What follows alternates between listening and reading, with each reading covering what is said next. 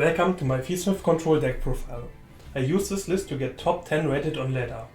So let's have a look at my list, talk about my Nonengine and Techchoices, and some other stuff. So let's begin. First of all, if you look at this list, you're probably asking yourself, why did I choose the muskets over like the primate variant, etc. And what are these random weird Fiendsmith cards doing in my deck? Some of you might not even know these cards or know the applications, but don't worry, I will tell you that. First of all, why did I choose the muskets over the primates, etc.? There are essentially 4 major variants on how you can play the Fiendsmith Control deck. One is the primate cards. I don't like it that much because the engine you have to run is very big, because you play like 3 barrel, 3 loady load, drill beam, roar, your vanilla monsters. So it's certainly 8 to 10 cards at least. That's too much for my liking, and you don't have enough non-engine. That's why I don't like it. Also, the combos are a bit stronger, but they are a bit clunky into hand traps, so I don't like it that much. The next variant is lesser known, but it's not that bad as people would think about this. It's like the Scareclaw Visas variant. Basically, you run 3 copies of Scareclaw Reichardt, combined with 1 copy of Arrival, 1 Reichphobia, 1 Visa Starfrost, and 3 Visa Samsara. Basically, Visas Samsara and Scareclaw Reichardt are good normal summons, especially Scareclaw Reichardt, because he can push through 1 hand trap as a 1-card combo. And this allows you to push through hand traps quite well as let you access cards like Baron and Abyss Dweller.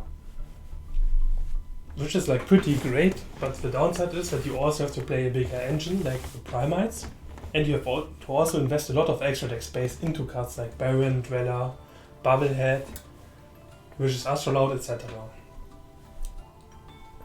So basically there are 2 variants left, the muskets and the more pure variant, where they could play for example cash cards in, etc. or just pure with a lot of hand traps.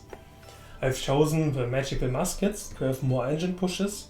Also, it generalizes pretty good with my tech choices in Second Regained and Sanct. That's why I've chosen these cards. But the pure version also is great. So let's get to the 2 Fiendsmith cards I run, which other people don't play. First of all, it's Fiendsmith Sanct. It's a worse version of Fiendsmith Tract. It basically gives you a Light Fiend token if you control no non-Light Fiend monsters.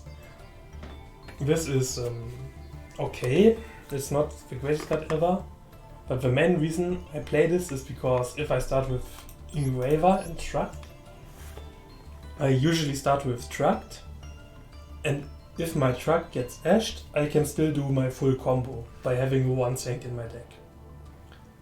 You would ask yourself, do people actually ash Tract? And the answer is yes, it's often actually correct to ash Tract in Master Duel. Because if you play against a Fiendsmith Control deck, etc., they don't always search and discard Lurry. They sometimes, or actually pretty often, search for Lacrima and discard like a Fura or something. Because that way they are able to push through 1 hand trap with just the normal summon of Lacrima, which can be very great. So if you have your Ash Blossom and you Ash like Lacrima or the Requiem, they still get the Fiendsmith in Paradise as well as the Fiendsmith follow-up. And depending on how you hand trap them and where, they might be able to set up Necro-equipped Princes as well. So this is like pretty strong overall. So that's why people ash it. Also, it works pretty great with musket cards, because it's a spell you can activate while they're on the field for free. And what is Rex Tremday doing in my deck, and how do I summon him? Basically, you're probably looking like, oh, he's a Towers monster or something, and you can send like a Engraver to your grave, but that's not what you use this card for. You use this card either in your turn 3, by shuffling back the Desiree you send with Fiendsmith in Paradise in your turn 1, and Necro-equipped Princess, or like an SP Little Knight or something like this, to summon him out, and then you just link him off into Arcanum Day, and then he triggers and grabs you your Fiendsmith in Paradise from the banished pile back into your hand. Then you're asking, why would you want Paradise in hand? Paradise actually has an on-field effect. you can wipe the entire board apart from one level 7 or higher light fiend monster. And then you can also use the other effect of Fiendsmith in Paradise in the graveyard again, because you shuffle back the Desiree. So it's also another negate. So this is already pretty good.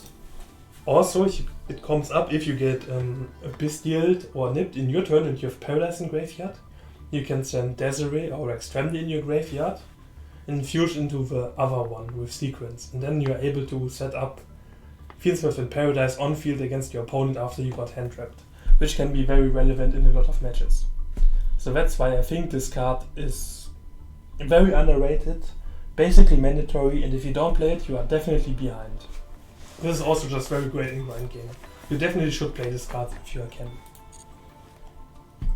So let's talk about my non-engine cards.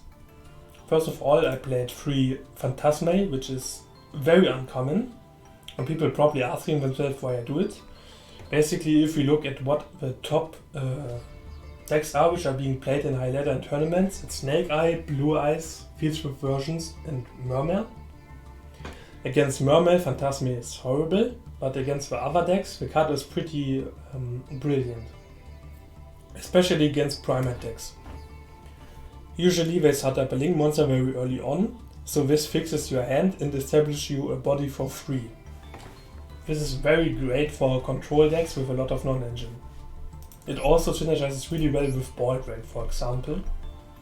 And it also has a very neat hidden effect. Basically, if your opponent targets one of your face-up monsters, you can discard one card to negate the activation and destroy the card, which is very relevant against Primate decks because this can contest Drill Beam. So this means if your opponent has Drill Beam, you also need to Valor your Phantasmae in order for it to resolve, which can be very huge and can make a big difference. Phantasmae works really well for me. Sure, my Mermail matchup is not great in that deck, but I built my deck to beat all the other decks consistently, and I just hope that I win the dice roll, or that my one hand trap, which might be alive against them, is enough. So yeah, so I think this is like good to play. Another very uncommon choice is 3 Nibiru's.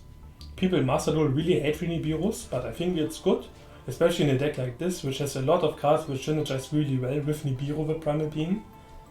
Like the only cards in my deck, which don't work well together with Nibiru are Fuvalos and Sankt. But apart from that, everything else works really great with it. So I have definitely would keep playing 3 Nibiru's. Also the card is really great against Snake Eyes and Fiendsmith decks. Against Blue Eyes, this is also pretty good, especially if you are going first. This can help you consolidate wins very easily. Definitely a card I would keep. Another odd choice in my deck list is the second Regained.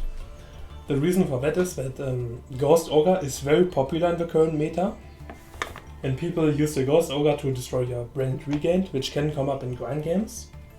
Also, people don't expect you to have a second one in deck. So in turn 3 they don't really stop rebellions and don't destroy it, etc. So this can be a very good surprise. Also drawing Regain going first is pretty good, because they work well with the Musket cards, they work well with my Bystials, and if my opponent Bystials me, I get to draw a card at least, so it replaces itself at very least. So it usually has good value if I draw it, for the most part. Like you could consider just playing 1, but I went with 2 and it won me more games than it lost me games. So I like going with 2. Actually the worst performing card in my deck was Fuvalos. The reason for that is that the card is generally pretty bad into Blue Eyes. Also it doesn't really synergize well with my other non-engines. So why did I choose to play this card regardless? For one, this card is one of the best cards to beat Snake Eyes. Also it's pretty good against Fiendsmith Mirrors, because against Fiendsmith Mirrors this card draws the card and makes them pass on a smaller board. That's why I still decided to play the card, even though it doesn't synergize that well in my deck. In other decks this card is a lot better, and you definitely should play 3 copies of it in many decks. Yeah. So the rest of the non-engine is pretty normal. I decided to not run Ghost Ogres, because I like other hand traps like the Phantasmae better. In my extra deck, apart from Rex Grande, most of it is normal. As my flex spot, I've chosen Typhon and Snake Eyes Doom Dragon. Many people would choose like IP, Second Requiem, Light Charmer, that kind of cards. I have chosen Typhon because he's pretty good in simplified game states, especially against Blue Eyes. And I just like having the card because it feels good to rely on him a bit. But it doesn't come up that often. You could definitely consider playing a Second Requiem or Light Charmer IP etc. instead. Doom Dragon on the other hand comes up quite a bit and feels really good to have, especially against the Snake Eye deck. Snake Eyes tends to put Ball Drakes or Druid Swarms in your spell trap zone, because those cards on the field can be annoying and are a bit of a pain to deal with. And Flamberg is a way of dealing with it quite easily, so people use it on it very often. And they don't really expect the Doom Dragon coming out of your extra deck. So that can be quite a good surprise, especially because Druid Swarm triggers even if it was sent from the spell trap zone, which is good to know. So this can be really good against Snake Eyes. Also this comes up in some Doom Dragon comes up in some OT cards as well as grind games. I really enjoy playing this card, but if you don't have a UR for it, you can just play a Second Requiem or something like this. Thank you for listening to my deck profile, and we see each other in the next video. Bye.